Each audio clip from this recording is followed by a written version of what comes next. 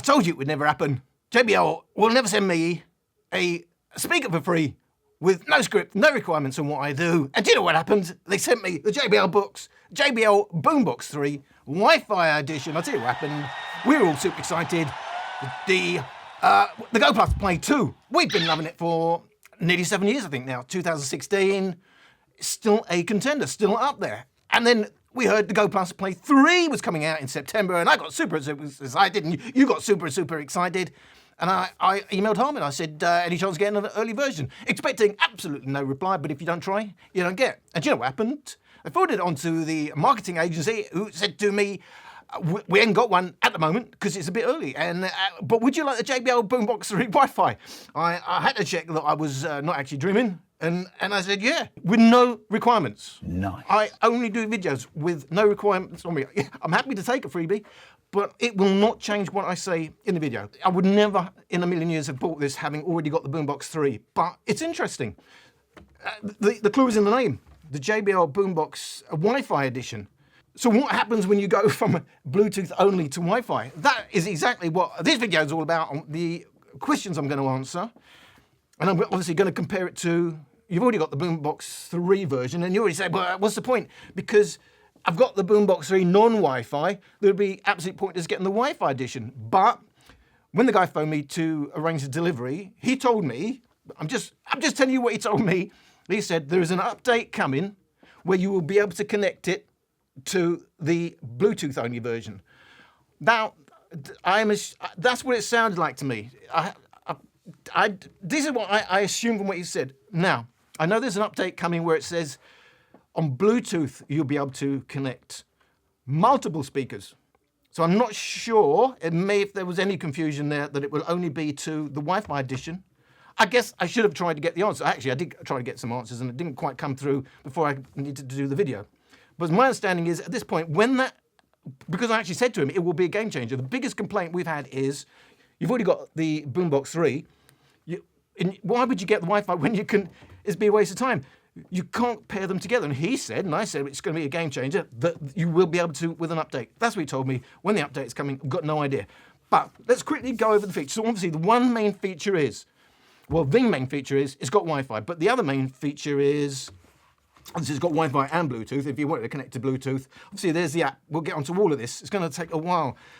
So I'm going to have to speed through it. Just know you're going to have to use the JBL One App. But I can, if I'm on Wi-Fi, that's when it's lit up like that with the dash there, I know I'm on Wi-Fi. And if I just wanted to go to Bluetooth, I can actually just hit the Bluetooth button and it will now switch to Bluetooth. Or you can actually go into the app to decide if you want it all to connect to both of them next time you start up. The other big feature is Dolby Atmos for music. Atmos is all about objects where you can place them in a 3D space all over the place, but you need to decode it and so you can then play it. So comparing JBL Boombox 3 Wi-Fi and the normal Bluetooth edition. First thing you will see, I think first thing you see, it looks a bit orangish. I think they're calling this gold. So we've got the gold icon on the side, and that's just plain black. And then that's the logo's in red, and it kind of glows as you do it to the side. But not so, well, not to my eyes. So it's a bit gold. It kind of glows, but not really. Not as much as I actually preferred in red. Looking at the controls, they are identical except for, obviously, we've got the little dash in the middle there. When I'm connected to Wi-Fi, that will light up, and then the Bluetooth button there. So obviously that's missing on the Bluetooth only edition. We've got the plus, we've got the volume up, volume down, play. That's kind of not identical. So with the play buttons there, volume up, volume down. So where we've got the party boost, for TWS or party mode for 100 plus speakers, is there on the Bluetooth edition. We've got a heart button, and that's what they call their moments button. So when you go into the app, on the supported services, we'll get onto that, you can set up to, when you hit that button, it will automatically connect to your favorite on their supported app, on their supported services, which includes Tidal, but at this moment, Spotify is not in there, but of course we've got Spotify Connect. And by the way, Tidal Connect at some point will be coming for direct connection for the likes of Dolby Atmos, but at the moment you'll have to go through the app where you can set up. As soon as I hit that, that will go to my favorite playlist on the supported services, or a station if it's a radio one, and it will start playing. You can even set the volume that you want it. Because if you forgot you was on maximum volume last time, you don't want it to come up on maximum volume. You can set it to the volume you want it to start up on. So that's the main difference. The other big difference is you're not going to like. If I go to the floppy thing again, we've got a mains lead for charging on both those speakers. And we've got the USB-A for power bank features. But what we are lacking that we got on the JBL Bluetooth edition is indeed the auxiliary in and out. I mean, yes, you've got Wi-Fi now, and they may be thinking, oh, that's a bit obsolete, but the likes of us, the enthusiasts, do like to have that facility. And the other, to me, kind of surprising thing is under the handle, it's plain black, which, you know, it's quite, because it's not the most colourful speaker in the world, is it? And there's no lights on this thing. It actually had orange on this handle, which actually I think shows off the speaker nicer. It's just little touches, because you've got to remember, the biggest difference here is the extra functionality is going to cost you about another 100 quid, another $100. If you look at the prices, about 450 quid, $500 for the Bluetooth only edition, about 560 quid, $550 for the Wi-Fi edition. So you'd hoping, well, only new features, but no, some of the like the auxiliary has gone. So why are we paying the 100? Well, we're going to get onto that. We already mentioned it. Well, it's Wi-Fi connected, but the main differences are, obviously, it's Wi-Fi, which means it will be compatible with AirPlay, Alexa, and Google Home. And as for streaming your music and your multi-play, you know, be able to do multi-room and all that. AirPlay, Alexa, multi-room music, Chromecast built in, and it's Spotify Connect. And it says with an update, Tidal Connect will be coming, but you have to do that through the app at the moment. To use that Dolby Atmos decoding feature, you can't do it direct through the Tidal app.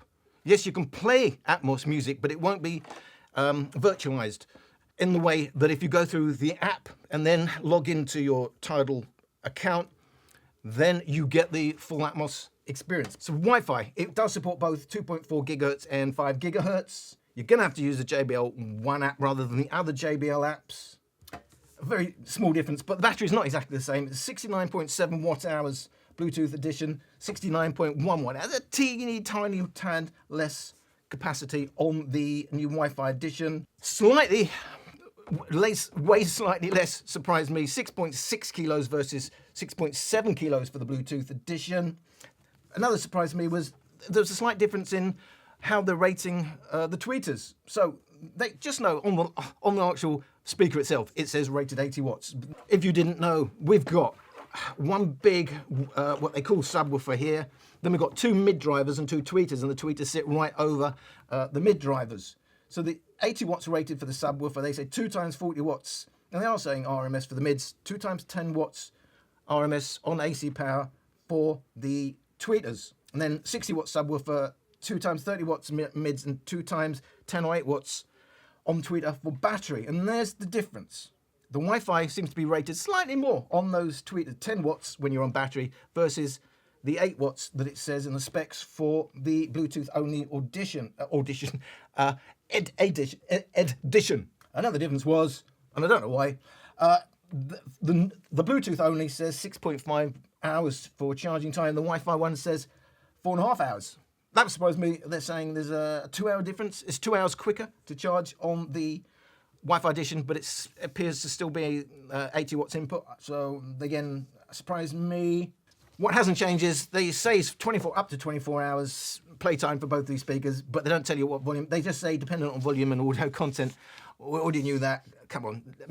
At least now I'm seeing more and more. At least they quote at 50% or 60%.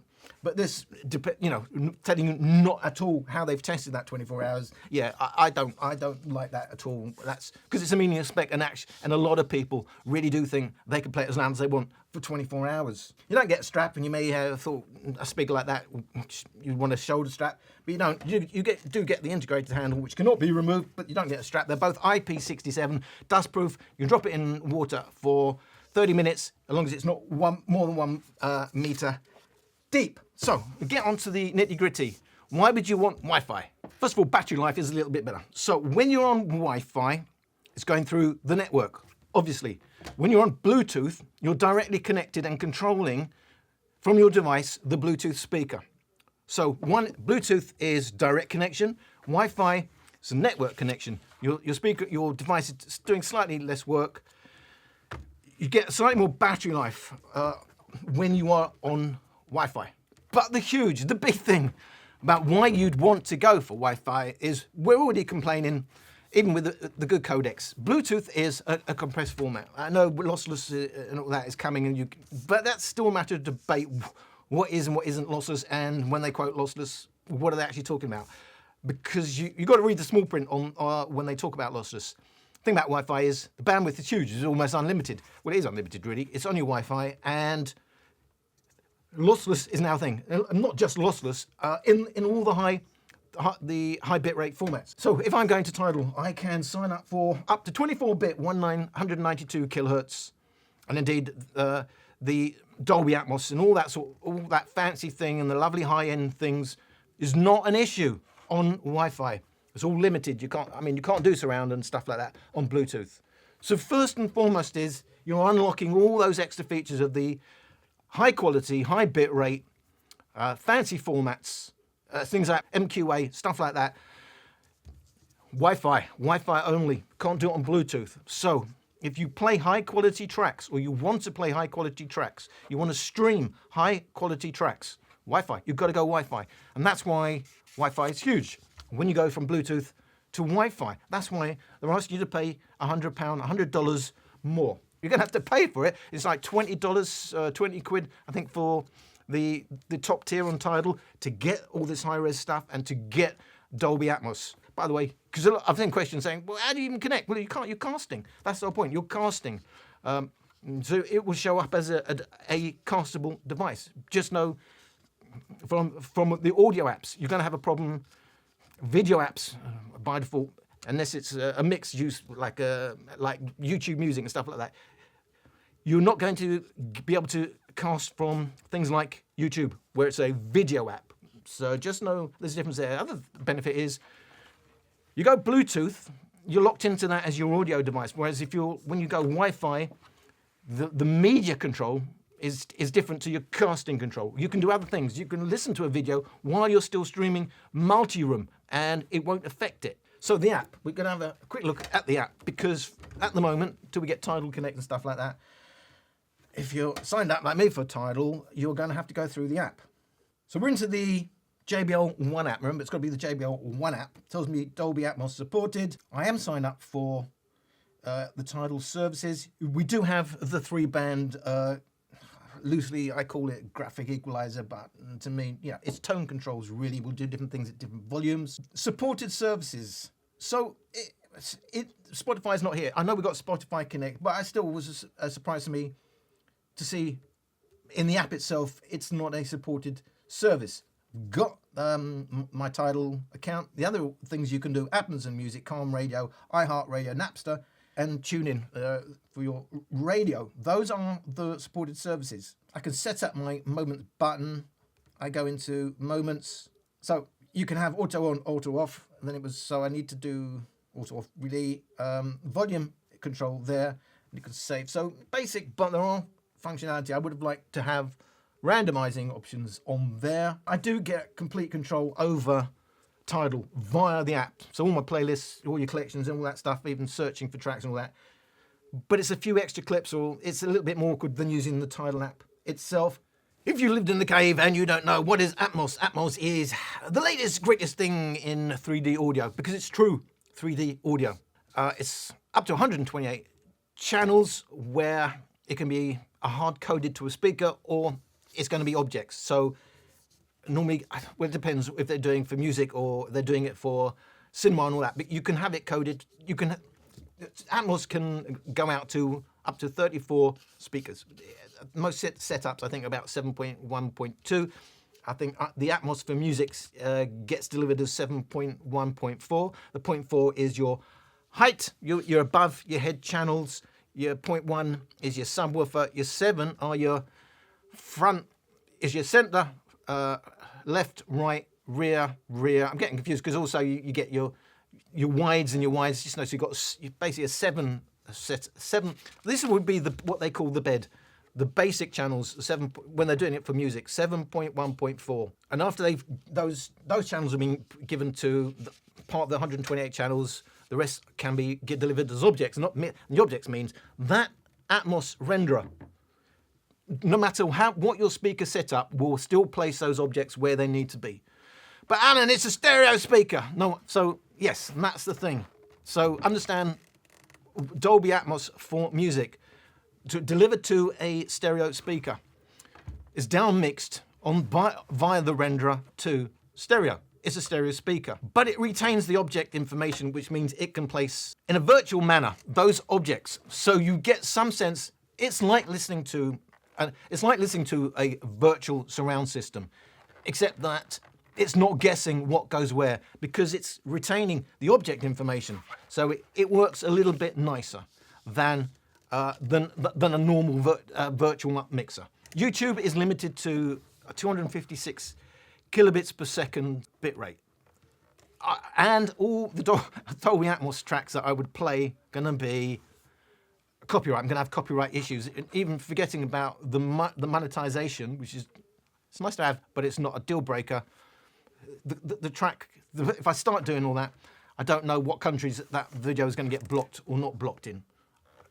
So I'm not doing an Atmos comparison, but I would describe in detail what that experience has been like for me. So, when I play a comparison between a stereo mix and the Dolby Atmos mix, remember, it's still getting down mixed to stereo, but then virtualized because it has all that object information. It works nicely in that it's much wider. It's more glowy, there's more going on. There is a surround sound feel. Is it a 360-degree sort of immersion? No. It's wider, it's nice to listen to, but it's a very, very different experience to listen to the straight stereo track because it's still virtualized. So it's not a case of, oh, and Dolby Atmos is better for many reasons. So for me, it's nice to listen to. It's a nice feature to have. For some people, they will only listen to the Atmos version, and other people will listen to the straight stereo. Why? Because for me, when I listen to a straight stereo mix,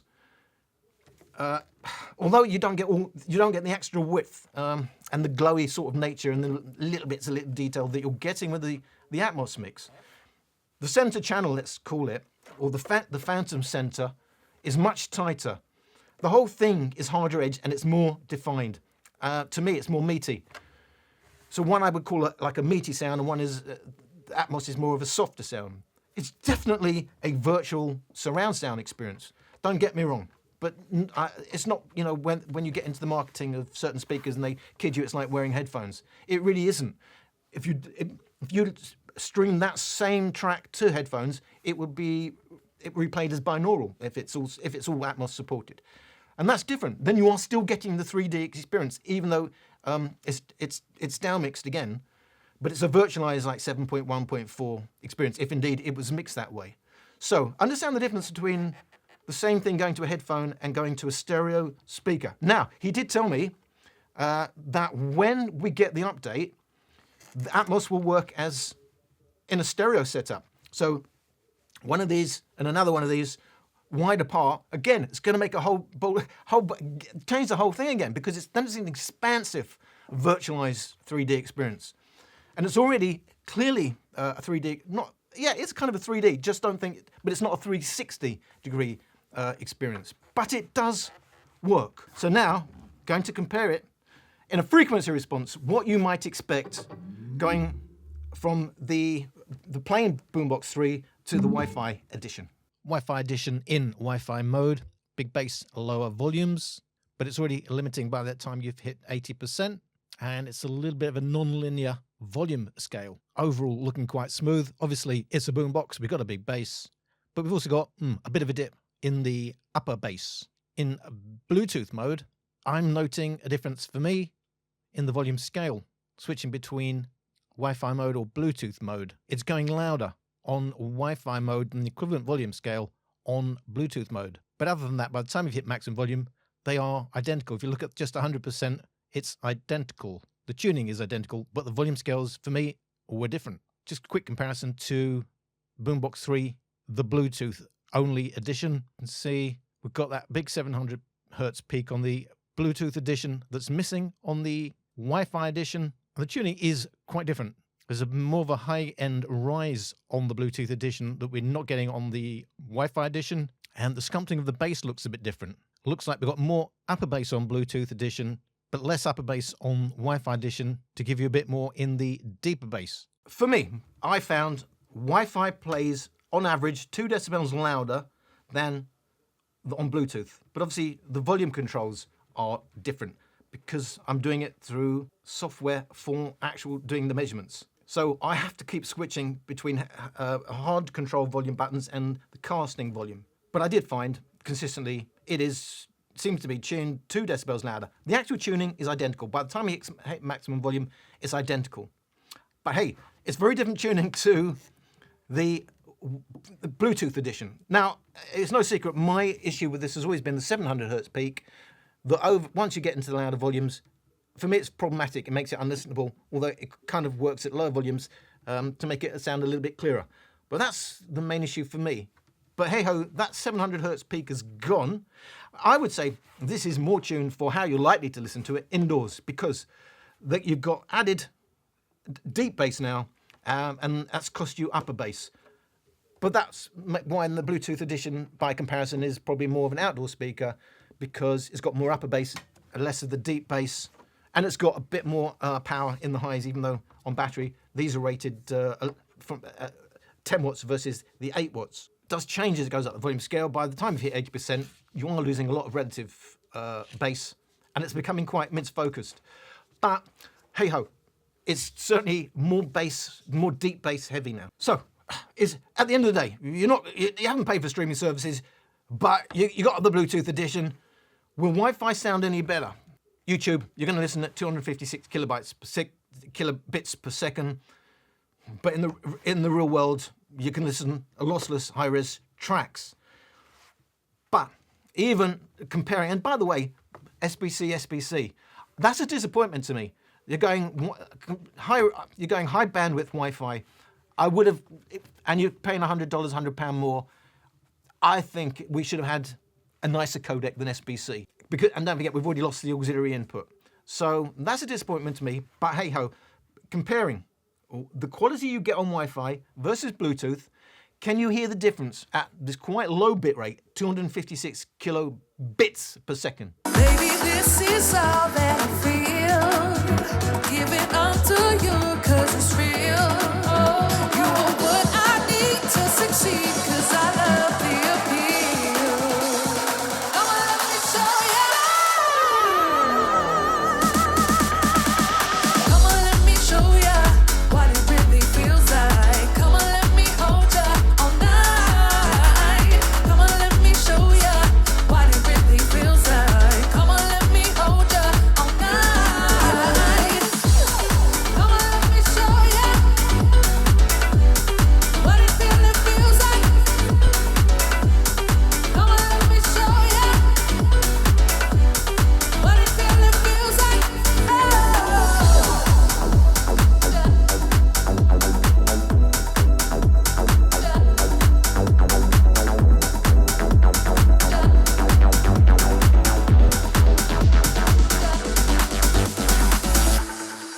In terms of the actual tuning, for me, basically identical 300 hertz and above, once you've taken into account the fact that it goes louder on Wi-Fi, so I've reduced it by 2 decibels, and that leaves me with a bit more bass when I'm on Wi-Fi compared to a Bluetooth.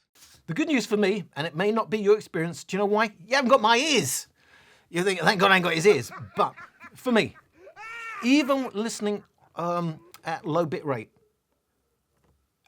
to me, there's a clear difference. When I say clear, it's not like, 6 billion miles. But the small difference is an obvious difference to me. And it's in the highs where it just sounds more defined and more open, even at the same bit rate. For me, it's clear difference to me. Wi-Fi sounds better than Bluetooth. You hear the compression of the Bluetooth. Yes, we've only got SBC, so that's all I can compare it to. Possibly, is there a different result if we had a higher end codec? Is that why we haven't got one? I don't know. But all I can say is you've only got SBC on the Bluetooth edition, and for me, I think I've demonstrated, but you may not hear what I hear, and you may not like it more defined like that. But for me, I think anyone who's likely to pay that extra money for a Wi-Fi Edition will hear that difference, let alone all the other features we talked about. And I didn't know if that was going to happen. I was pleasantly surprised to find even at the same low bit rate, it's a clear difference. It's a clear, consistent difference. Wi-Fi sounds better. You may get it and not hear what I hear. I'm saying, for me, you either got to trust my ears or not. For me, and I tell it like it is, you should know that by now, Wi-Fi sounds better, even at the same bit rate, before you even go to the high-res audio that you can now get on it. But now let's just start doing it. The actual comparison of the Wi-Fi versus the Bluetooth edition. I'm using the Wi-Fi version because that's what you're paying for. So Wi-Fi on the Wi-Fi edition versus Bluetooth on the Bluetooth edition of about 40%, which is 35% on the Wi-Fi edition.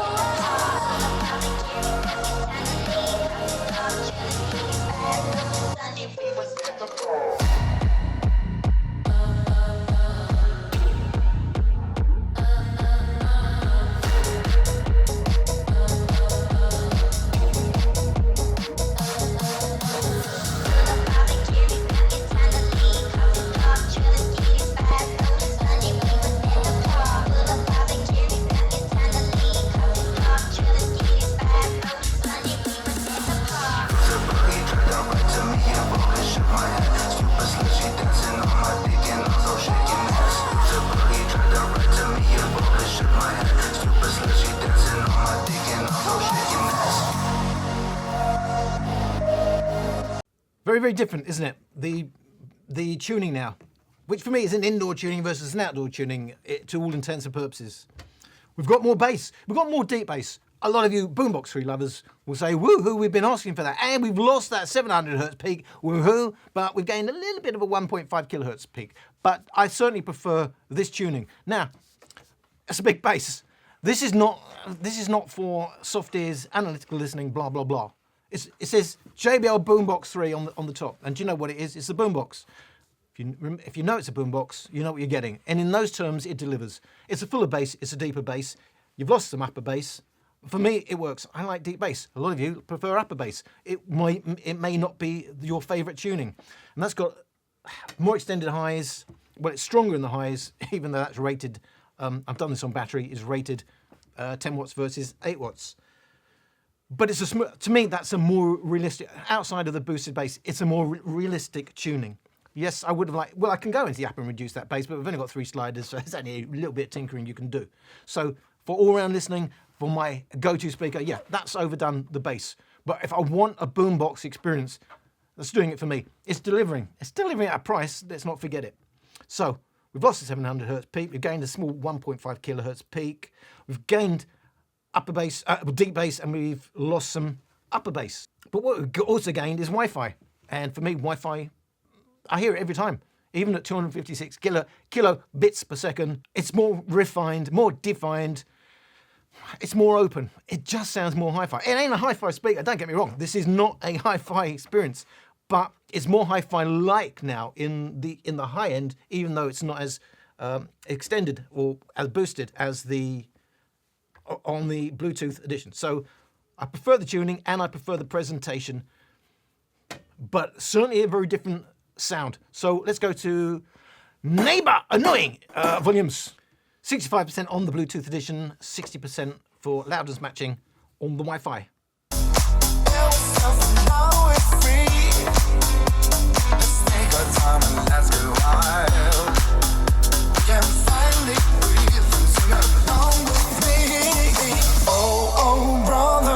Passing through the fire, understood you're strong inside, and how I really care. Oh, lover, we still love each other. Come on, let's leave the states behind and let's fly again.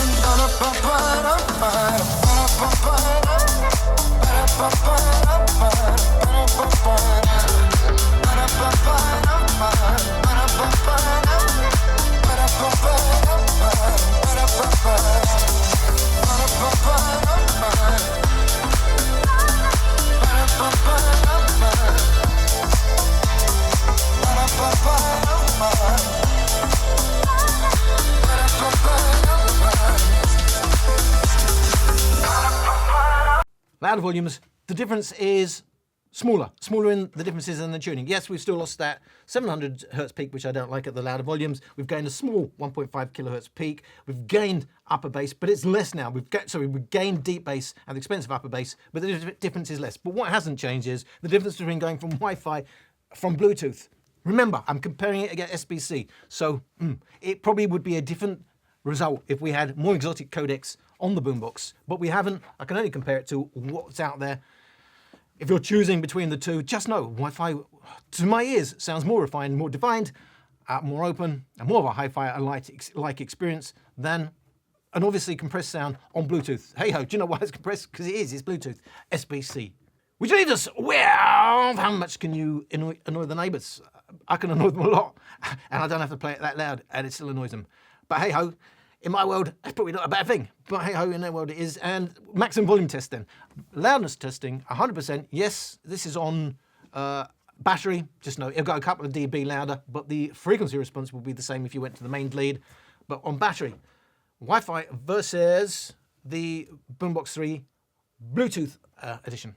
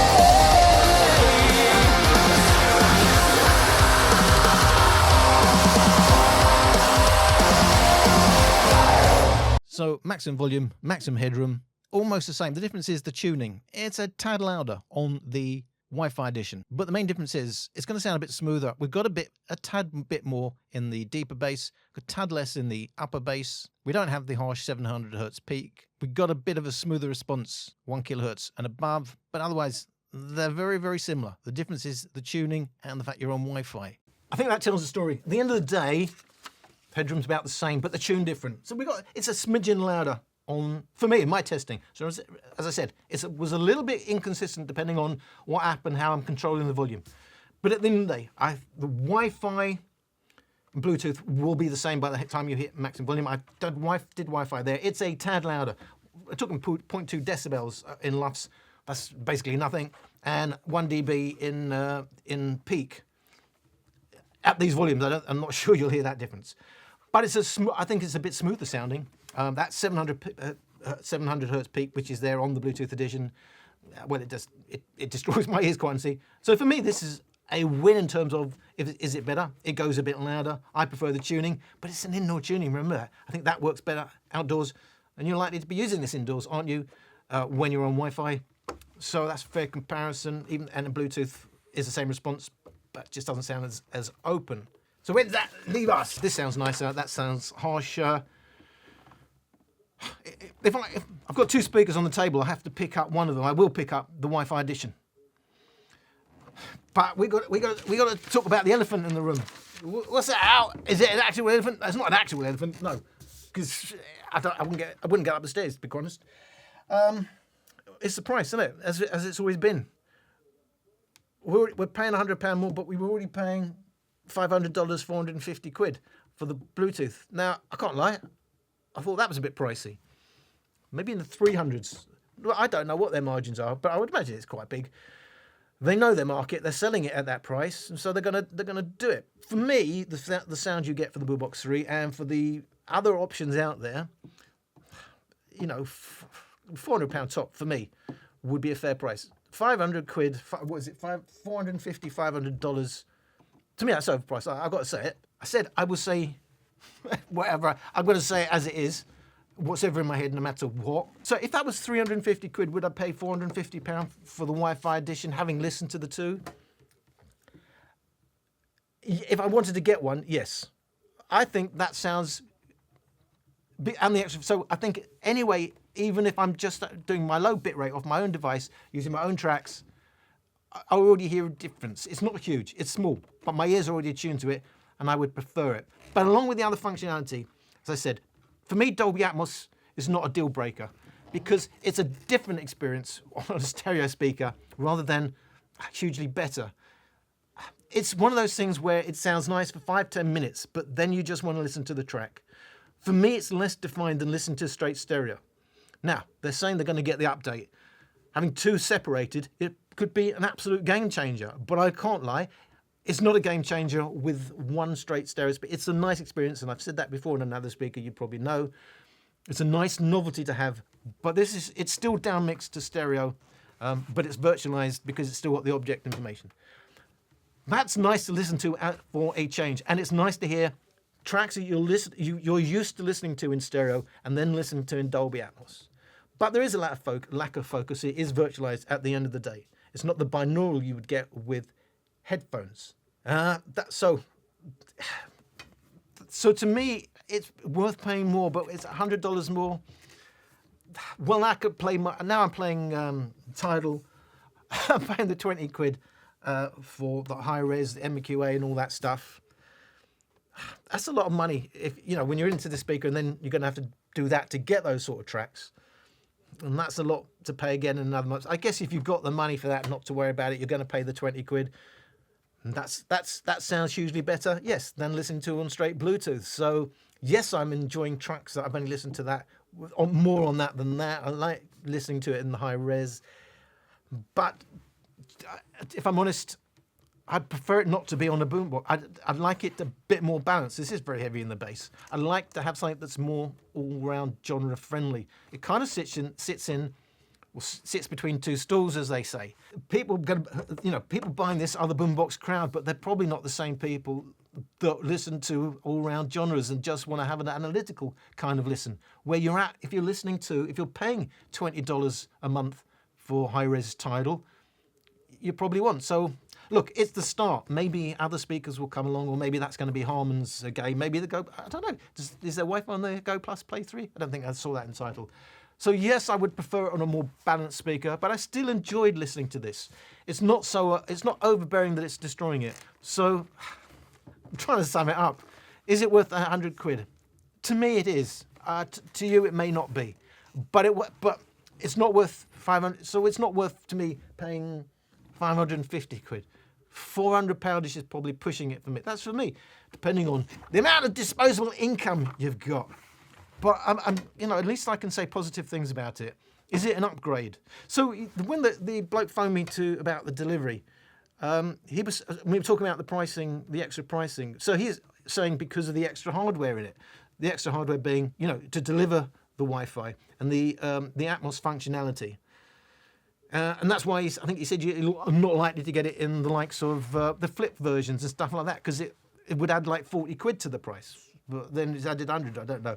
But so I can understand running two versions alongside each other, because you're going to have to pay. It's got more expensive hardware, and you're paying more for it.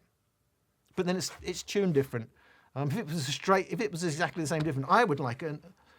I've talked about the novelty factor, and I wish a lot of these speakers where they have 1, 2, 3 EQs and none of them are quite right, we should concentrate on one EQ.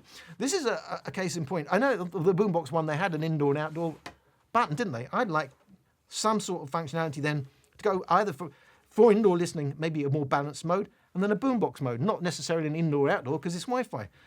I think this is a speaker where there's a case to make for having an EQ button, where it just goes from a balanced mode to a boombox mode. I call this a boombox mode, but hey, you can still have an enjoyable all-round listen. I don't want it to sound like, oh, this is only for the boombox crowd. I am not a boombox lover as such. I do prefer a more hi-fi kind of experience, but I do like a big bass. This is a bit more than I'd want for all-round listening because it's a sculpted bass again. We've lost some upper bass. But hey, I guess you can tinker in the app, as I said, but that's limited. I would like a straight button for more balanced or more Boombox 3. So that's no argument for why it costs £100 more, just that the hardware is more. But then why have we lost the auxiliary? So if it was exactly that plus that, then yes, but you know, it doesn't. I don't know why we've lost the auxiliary function.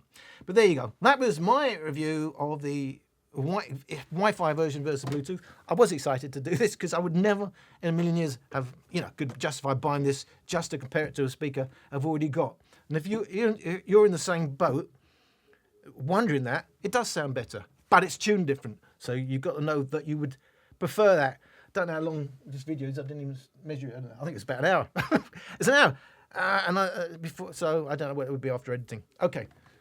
That's been my review of the JBL Boombox 3 Wi-Fi. I will hopefully be doing more videos that you'll be asking me for, compare it to this, that, and the other. And hopefully we'll get those out in the future. So thank you for watching this one, and please don't unsubscribe. What the was that? You Raiders! You boom. It comes from China. My speaker's got deep bass, balanced mids, and a bright high. Yes, mine sounds exactly the same.